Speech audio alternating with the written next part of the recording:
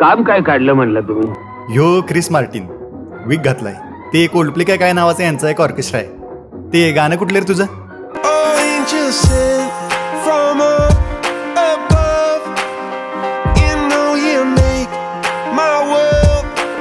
आम्ही काय करावं म्हणता?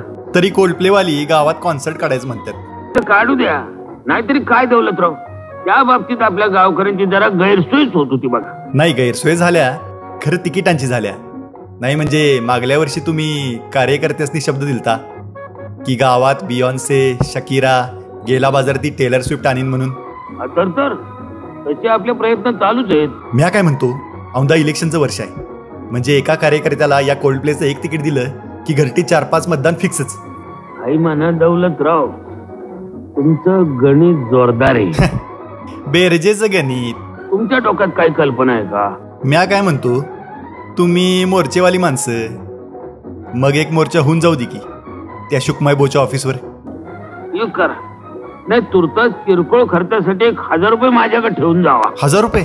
हल्ली पब्लिक फार चाबरट झाली, त्यात तुमचा मोर्चाचा प्रश्न आहे. अनिवार्य प्रसंगी पोलिसांच्या लाठ्या खाव्या लागतील, तुम्हाला तर माहितीच आहे सगळं. दे रे क्रिस 1000 रुपये, आणि पुढल्या वेळेला तिकिटाचं कॉन्ट्रॅक्ट रावसाहेबांनीच दे म्हणजे झालं. काय रावसाहेब?